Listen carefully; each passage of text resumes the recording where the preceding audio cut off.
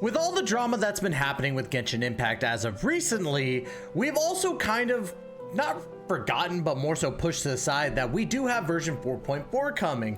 And I'm not saying that we pushed it aside in the sense of like the drama aspect of 4.4 and the CN side of things, but I'm saying more so we pushed aside the characters and everything that's coming to Genshin Impact. And I still have a duty to uphold as a content creator, so I'm at least gonna do my part in that. Hashtag boycott Genshin. However, if you're still having fun playing, I'm at least going to provide you the news. And today is no exception with the fact that we finally got the banner details for version 4.4 today. And I want to talk about if you should be summoning for Xianyun or Gaming or, you know, Nahida for that matter. So before we get into that, make sure to hit that like and subscribe button down below and hit that notification bell to be notified of when the next Genshin Impact video comes out. And y'all, I am still sponsored by the ever wonderful Gamer Subs. Of course, I got the techie, you know, cup going on as the Genshin Impact drama is still unfolding, but use code TYSTRA for 10% off at gamersubs.gg, link down in the description. And of course, without any further delay, let's go ahead and get into today's video.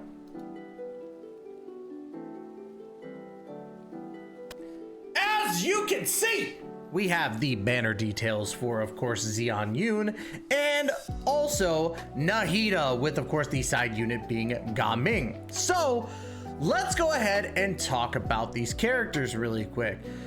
So let's first discuss Noelle. Let's get the bad one out the way. I'm not saying that Noelle is bad, but she's bad for the banner. And the reason why I say that is because she's been here since the beginning. If you look at all the other characters, they've been out as recent as the 3.0s, but Noelle's just been here since the beginning, and I can't help but just kind of like sneer at it, you know what I mean?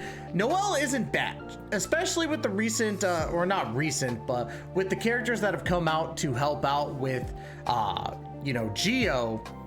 It's not like she's terrible, and we have definitely some things that work well with her, especially with some new sets. But she's outdated, only because of the fact that Geo is still the worst element of the game, and even with the buffs that have happened for Noelle, regardless of if they're artifacts or other characters to help bolster her, you know, in some way, shape, or form, she's just not that good. So honestly, these banners with Noelle, get it down. Now let's talk about a character that I personally don't like so much, but does make a little bit of sense to the banner of what's going on. Faruzan. Now, Faruzan is an Animo support character of the bow weapon category, I guess, in a sense. And she's good. She definitely helps buff up those Animo characters. So if you're looking for somebody to help buff up your Zhaos, your Ventis, your Hazos, your, you know, Scaramouches, any of those characters, she will do really, really well. And I feel as though with Xianyun being also a support, that Faruzan is going to help with those attacks being Animo. So let's say you have a Zhao, you know, Zhao main, and then you have Xianyun followed by Faruzan. That could be a trifecta that's scary.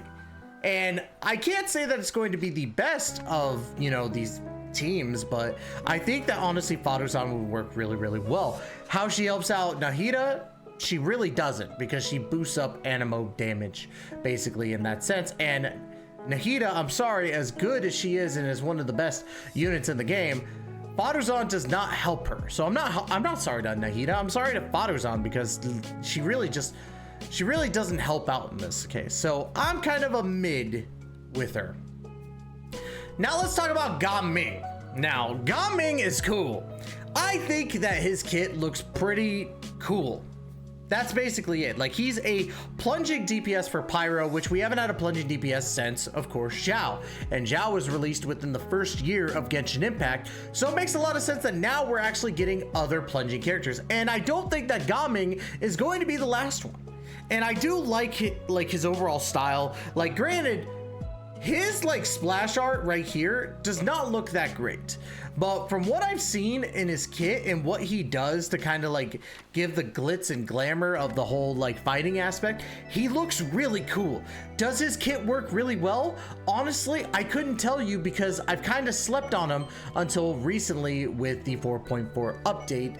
And I don't know. I can't say he's a yay or nay unless you're using him for a plunging DPS. Now, granted, if you do pair him with the Nahida instead of a Xianyun, you are getting that burning aspect in regards to the combination of Dendro and Pyro, but burning is the worst of the reactions when it comes to Dendro.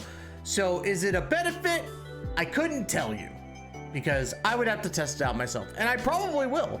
But I do think your best bet with him is to pair him with Xianyun, and I don't know who else you'd really, maybe Bennett. Bennett would probably be a bolster to him, especially since he is going to be a DPS character.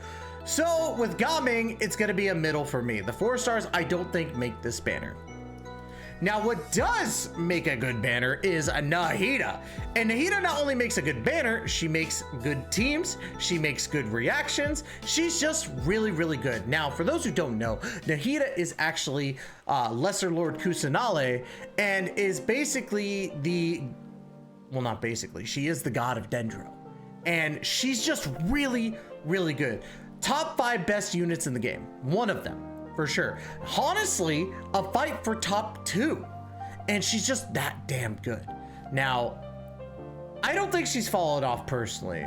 People might fight it and say like, oh, well, you know, Fiorina's better or Nouvelette's better. But it's all dependent on what you're using them for. And honestly, Nahida works just really well in every team that I've seen her compiled into.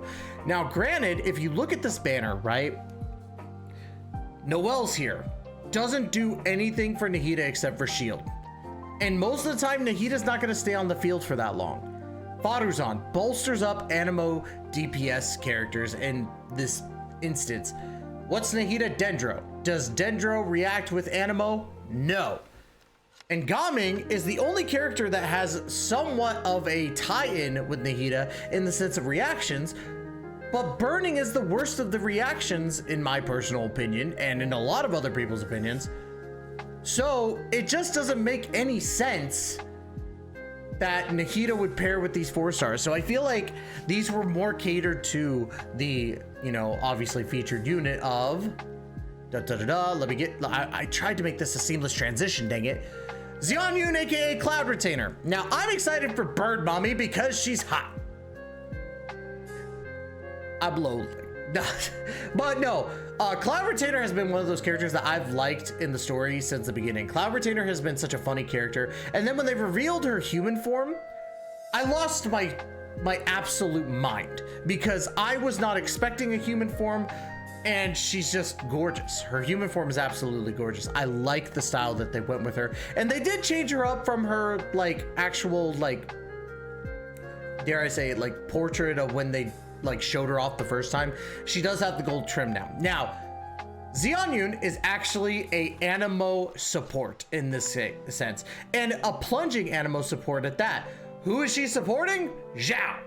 Now, she also supports other plunging characters, and this is why I think that they're gonna get more into plunging DPSs and going into different metas that we didn't expect before, like Gaming. Gaming is a plunging character for Pyro and is going to work really, really well, in this case with Swirl, with Xianyun. Now, I feel as though with Cloud Retainer, she's going to be very limited to teams because of the fact that she supports plunging characters. So if you're gonna run her, you're gonna run Zhao, or you're gonna run, you know, Gaming. Now, of course, with her burst, she makes any character a plunging DPS. So do with that what you will. I actually might try a Hu Tao plunging DPS to see how that works. Will it work out really, really well? Better than charge attacks? Probably not, because she is good with her charge attacks, but I definitely want to see how well it does. So Xianyun is going to be one of those ones where I'm like, it's up if you want to try something new, but kind of mid, you know? So, should you summon on Nahida? I feel as though with this banner, it's a catch-22. You have a great 5-star, but terrible 4 stars that coincide with Nahida. Nahida being one of the best units in the game, it's hard to say don't summon.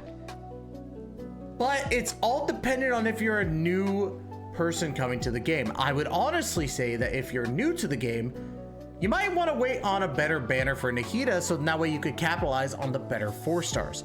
Now, granted, if you summoned on Nahida, I can't blame you because she's just that dang good.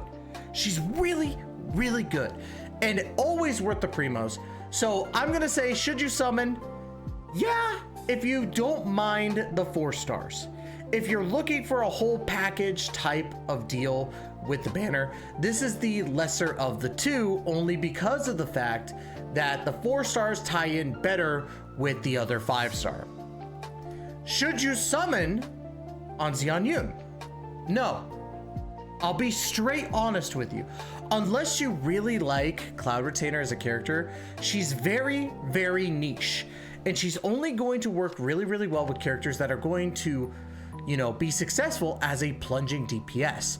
And Zhao and Gaming are the best examples of those characters that would pair up really well with Xianyun. Now, you do get the Faruzan, which boosts up Animo damage, which is great for a Zhao. And if you team them both or all 3 of them up, that's great because Zhao is part of the part 2 banner. So it would make sense to summon for all of them, right? No. Why should you build on getting a Cloud Retainer and then getting a Zhao? Especially if you're a free-to-play player that's looking to spend your primos. So I would definitely say not to summon this time around, which is a shocker because when I saw these banners, or not the full banners, but when I saw that it was going to be Cloud Retainer and Nahida, I was like, bro, this is going to be a must summon to get Nahida at the very least, right? Well, no, because the 4 stars don't entirely mesh very well with Nahida. And then of course you got the 4 stars meshing well with Cloud Retainer, but Cloud Retainer just isn't one of those ones that I could tell you to summon for unless you are a simp like me. And I do like the family Ganyu, Shinhua, and Cloud Retainer. I can't help it. I can't. Ganyu, should I summon for your mom? No, it's only me you should go for. Well, I'm gonna summon for your mom. That was so cringe. I'm sorry you had to hear that. But I digress. With all the jokes aside, I think that this would probably be a good time for you to save your primos. Part 2 has 2 really good 5 stars. And I think that honestly, you might benefit from them if their banners are better for the 4 stars. Now, again, I would say if you're going to choose one of the 5 stars, summon for Nahida. Nahida is the better of the 2, 100%.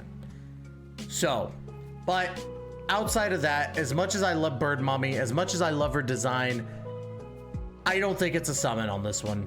I don't think so.